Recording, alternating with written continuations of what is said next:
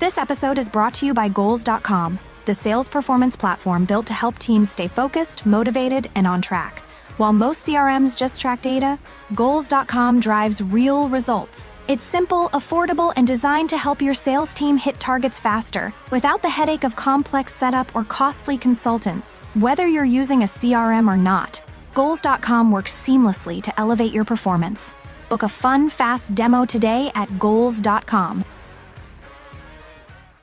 Welcome back to the Goals.com podcast, where we dive into what really drives sales performance at the highest levels. I'm your host, and today I'm joined by Steve Moynihan, Senior VP of Sales at SWYM, standing for Stop Wasting Your Money, a company that's shaking up how brands buy media with Smart Curate Engine. Steve's also a seasoned sales strategist who's passionate about helping new companies build winning go-to-market strategies. He's got bold views on why cold outreach is dead, why your network is everything, and how to sell smarter in today's market. You're definitely going to want to take notes on this one.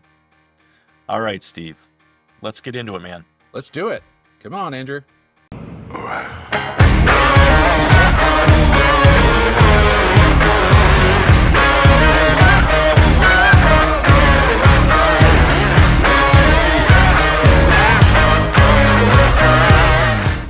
All right, Steve, you've led sales at both emerging and established companies. What are the biggest differences in approach, and where do new companies tend to go wrong?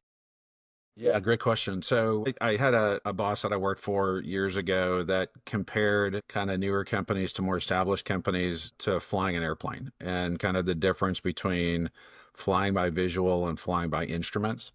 And I really think that's kind of a good way to think about smaller companies versus bigger companies. In a smaller company, you're really flying by visuals. You know, you don't have a lot of data yet on your market. You're learning kind of as you go along. I like to say, you know, you're building the plane on the way down. So you do a lot more things by, I guess, by feel and intuition, versus at a more established company where you've got lots of data on, you know, who your best customers are, who your ideal prospect is. You've got pipeline data in terms of understanding like how long it takes deals to move through a pipeline. So you can rely a lot more on data and a lot more on the instruments to actually guide the sales org. So, you know, I think that's a pretty, you know, kind of probably for me, the most profound difference between the two. And where emerging companies go wrong, number one is lack of focus. Again, I've seen that play out time and time again, where as you're trying to establish kind of like product market fit or who your ideal customer, you know, profile is, you're just bouncing all over the place, or you get a random inbound from somebody from one industry, and all of a sudden you're like, oh, we're good for this industry, and then you realize you're not. So, you know, I think for smaller companies, it's really about maintaining focus on what you're doing well right now and building that out and building kind of a track record of success, and then looking to kind of expand out from there. I love that. What's your personal philosophy when it comes to building and scaling a high-performing sales team? I cut my teeth actually in advertising. So I was advertising agency side for 16 years. And what I learned through that experience is that, you know, basically it's about helping your clients solve problems. It's not about selling them something. So as I think about sales, I've really kept that in mind throughout my career, that I'm really here to help you kind of solve a particular problem. And if my service or technology can help you do that, that's great. If it can't, then that's okay too, because maybe down the road there might be a better fit. So and I think it really prevents you from trying to kind of jam a square peg into a round hole. It allows you to fail faster, you know, when it's not the right opportunity. So, and I really try and, you know, when I'm working with sales teams, you know, that's one thing I really try and focus on is, you know, customer first, and what that customer needs, you know, and then, you know, kind of we can figure out the right approach from there. Makes sense. So related to that, how do you balance hitting short-term numbers while building long-term client relationships? Yeah, I mean, I'll just go back to what I just said. It's all about the customer, right? So you got to be a really good listener. Again, that's I think that's another real big problem with a lot of people in sales. We like to talk. We're extroverts, so we like to, you know, we like to say a lot, but there's a lot that you know, to be said for kind of active listening. So again, if you're really listening to your customer and have a really good kind of feel in terms of what they need, what they want, and what they're looking for, you can be successful in the short term, but you're also going to build a long-term relationship with them that's going to create many other opportunities for you to work with them and grow revenue with them too. Sure. So you've said that traditional cold outreach is dead. Can you expand on that? And what Yeah. should salespeople be doing instead? Yeah, sure. I'm a big believer in this. The days when you had the best product or solution, and you could write the most well-crafted email and send it to your prospect and expect them to respond. It just doesn't happen anymore. I did a little actually like chat GPT exercise last night, kind of in advance of this. And, just to get like the latest data on, kind of B2B email outreach. And, the latest data says that basically it takes 10 to 12 responses or emails to get some sort of a response from your customer, which is crazy. But what it also doesn't account for is how many potential customers you're annoying and irritating with those 10 to 12 emails that you're sending, where they're never going to want to talk to you because you're just being annoying. So for me, it really is about kind of the ability to build a network. And I think the best way to build that network is to be authentic and credible, to kind of get involved in conversations that have meaning around your industry or around your client's industry. It's really about kind of building kind of that brand. And I think you have to do it in two ways. You have to build the company brand, but you also have to build, the personal brand too. Because like at the end of the day, people want to buy from companies and people that they know and that they trust. You can't fake it. You can use AI to craft all sorts of emails and everything else, but at the end of the day, they want to know that they're dealing with a human, and they want to buy from people again who they know, like, and trust. And I think the way to do that is to show up as being very authentic, very credible, and being real. Yeah, I like that. How can a rep who doesn't yet have a deep network start building one the right way? I've got kids that are in their early 20s. The way I talk to them about investing, it's like, just start. Like, put $50 a week away, somewhere. And I think that's the thing is you've got to start somewhere. So I think really the key is to focus on, what do you want to be known for? And again, that can change over the years, and then you start to build your brand kind of around that. So, and that can come in a lot of different forms. That's just posting on LinkedIn about different subjects, commenting on other people's posts, and not just like, hey, I liked your comment, like go deep, and kind of ask some probing questions that are going to elicit a response from that person or somebody else who's joining that conversation. I think the other thing is, when you're first starting out, depending on the size of the company you're working with, you're going to have a list of accounts. And, one of the things that's really important today, concept of multi-threading. So don't be happy with, hey, I got a connection at this company and I'm good. You should have 10, 20, 30 connections at that company, to build more voices in the choir for you. Find that champion that might help you get a deal over the goal line. So just start, and don't be afraid to post stuff out there. You still see LinkedIn. A lot of people still see it just as like this sterile environment where it's like, okay, I'm going to post my white paper or the latest results of my study or survey. But it's a social network. Don't be afraid also to be human. Don't go so as far as like to post your dinner pictures and say, here's what I had for dinner last night. But if you have something that happens in your life that really kind of has relevance, or kind of meaning to what you're doing, kind of work related, post it. Mm. You'll be amazed to see the types of comments that you see, from other people, and other folks will be like, "Oh, I had that same experience," and again, that's what builds that authenticity and credibility, and really makes you real to people, which I think is really important today. Yeah, so related to that, how important is building brand, your personal brand in sales today, especially in enterprise or more complex deals? Yeah, hugely important. Again, people want to buy from people they know, like, and trust, Hmm. and that's really about your personal brand. But it's got to be authentic. Again, I see people out there on LinkedIn. It just screams fake, whether it's their headline, their LinkedIn profile, or whatever. And you're like, oh, come on, are you really a sales ninja? Like, what does that mean, even? So again, I think it's, like, hold on to, like, what's real and authentic to you. Like, for me, I love connecting people. That's like, nothing gives me greater joy than connecting really interesting people, or, connecting an idea to people. That's the way I really try and kind of focus on my personal brand. I recently started this segment on LinkedIn. I call it the LinkedIn Spotlight, where basically every week I highlight somebody in my network who's doing some really cool, interesting stuff. And just to kind of bring that to light. And again, the engagement rates are off the charts, for doing that. There's nothing to do with business. It has everything to do with, kind of people who I've surrounded myself with, who I consider friends or mentors or whatever. And people really respond to that. So again, I think, building that personal brand, today is really important. And also, look, we're in a transient business. Very rarely do salespeople stay at a company for, their career. So your personal brand is you need to be able to transport that to other companies or other opportunities that you're working at too. So I think it's really critically important today.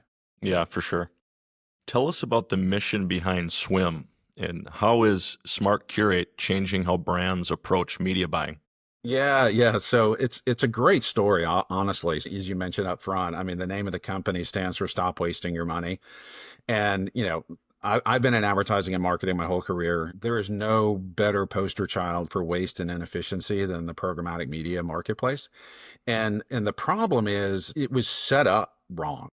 So the two biggest pieces of technology in programmatic are the demand side platform, or the DSP, and the sell side platform, or the SSP. And the problem is those two pieces of technology don't talk to each other. So the SSP, which is what supplies the inventory to the DSP for it to bid on, to buy media, does not get any type of performance signal from the DSP. So they're blind to what actually drives KPI performance. And that's a big problem. So basically, without that signal, it's a little bit arbitrary in terms of the bid requests that they're sending to a DSP. So what we've really tried to solve for is basically kind of mitigate that problem. So we have basically inserted ourselves in the middle to create a conversation between the DSP and the SSP that's never existed before. And we have integrations with all of the major SSPs. We are DSP agnostic, so we can work with any DSP. And basically, what we do is we learn off of the buy side data. So every day we get a report on what you bid on the day before, and we use AI and machine learning to dissect all of those bid requests to determine, which of those are actually driving performance against a specific KPI. And then, because we're integrated with these major SSPs, we can go in and dynamically curate inventory that has those same signals and then send it back to the DSP to bid on. So essentially, we're just changing what's for sale, and making sure that what's for sale is actually going to help you drive performance, versus keying off of some arbitrary signal. Wow. So, how do you position a technical solution like Smart Curate to non technical buyers or budget holders? Yeah, yeah. So storytelling. I love to tell stories, and we used a very simple grocery store example, where we, basically it goes something like, you walk into a grocery store with money in your pocket, but you're told you can't leave the store until you spend every penny in your pocket, and that's the way DSPs work. If I put a budget into a DSP by midnight tonight, that budget's going to be gone. And you walk into that store wanting to buy cherries. But everywhere you look, all you see are lemons. You might find a cherry here and there, but the shelves are just stocked with lemons. But the problem is you're told you can't leave the store unless you buy, and spend all your money. So you end up buying all these lemons. You don't want them, but you have to because you can't do anything else. And what that does now is that signals the store or the DSP to ask the supplier or the SSP to send them more lemons, because by God, you must really love lemons if that's what you keep buying. So you get into this vicious cycle where you can only buy, again, what's for sale. So basically it's all about, like, we just want to make sure that what's on the shelves is what you really want and what you need. So, but it really just comes down to storytelling in any scenario where you've got a technical solution and you're selling to non-technical people. You just got to make it real for them, where they can relate to it and go, oh yeah, I get that. So I think that's really important. Sure. So, in addition to your role at SWYM, I know you also do some sales strategy or go to market consulting. When working with early stage startups, what's the first thing you look at in their sales process? So, again, I think, there's two things. One is product market fit. So, like, do they actually have a solution that is solving real problems or real pain points out there?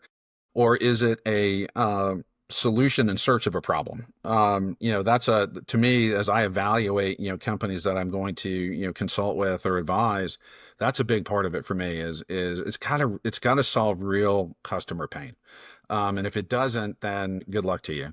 I think the other part of it too is, for me, sales is all about reducing friction. Whether it's, enabling your team and giving them the tools to do it, smoothly. What I look for is basically what's the friction in the process, and is it solvable? You've got to make things easy for customers to buy, because they have so many choices in the ways they spend their money. Not just your competitors, but competing priorities. If there's one priority that they can solve easier and cheaper than another, that's what they're going to default to. So for me, it's what's the existing friction and how can we remove that friction from the process to make it easier for customers to buy it. Sure. Are there any non negotiables you insist every founder or first sales hire needs to embrace? The big thing for me is you've got to stay flexible. I see a lot of times where the company will build their sales plan at the beginning of the year, especially early stage companies, where it's kind of a dartboard early on, honestly, and they're not flexible to changing that plan as the year rolls along, and that can cause a lot of anxiety and a lot of stress for the sales team. If the founders have put a big number on the board that's just not achievable, and it really starts to kind of hurt the morale of the sales teams. Being flexible is really important. The problem with a lot of founders is they have kind of the mad scientist gene a little bit, where it's like they just want to do a whole bunch of shit. Pardon my French. Can I say that on a podcast? It's all good. Yeah. Okay, good. And which, again, that energy is awesome, and it's what makes for a really interesting company. But you got to channel that too, to make sure that it's all, kind of in service of, kind of a particular strategy, and again, and being focused on kind of what's in front of you, doing that well, and then move on to the next thing. So I think are big things for me when I'm looking at companies to advise or consult with. Yeah. So, how about you and your mindset? How do you stay sharp and motivated as a sales leader in a fast changing industry? Yeah, I mean, again, for me, I think, part of it is staying connected to the industry. So I have a lot of friends who are CROs or VPs of sales or other consultants that, I check in with frequently. Again, I mentioned kind of the connection spotlight thing. The other thing I do is I try and have like two or three like catch up conversations a week with people in my network, people who I haven't talked to in a long time, or, I saw them post something that I thought was really interesting. And I'm like, hey, let's just grab 20 minutes to catch up on a Zoom call. I think that's really important. I think staying up with the latest technologies, I think, is also really important, because if you can find ways to be more effective and more efficient using technology today, I think is really important. I'm a big fan of ChatGPT. I will craft an email, and then I'll run it through there and ask for different variations that I can look at as like an objective of like, okay, this is actually better, or no, what I wrote is actually better. But you can also use it in a lot of different ways too. So I think, again, using technology is a really big part of it, and just staying human and staying like being a real person, I think is really important too. So Who are some sales or business leaders you've learned the most from and why? yeah, so like to this day, the person that I have learned more from than anybody in my career was my boss probably 30 years ago in advertising. His name was Mike Bracken. He was the media director for an agency that I was working at. Mike just had this incredible way of keeping you grounded, really teaching the value of critical thinking. The importance of taking care of your clients is really key. And then relationship building. Like, everybody loved Mike. If we needed a favor for a client, he could call and get it done. He was just a very real person. I've had great mentors throughout my career, but I always keep coming back to Mike as like the guy who taught me more in 10 minutes than I think anybody has taught me in the rest of my career. So I love that. If you could give one piece of advice to a new sales leader stepping into their first VP role, what would it be? stay connected with your team. Okay, you move into this leadership role and all of a sudden you're the boss and you have other priorities, or now you're really focused on being the Salesforce jockey or the HubSpot jockey or whatever that might be. But I think you still have to really stay connected to your sales team and have empathy for your sales team. Sales can be a tough business. I mean, we get doors slammed in our face every day, facing constant rejection, not hitting numbers.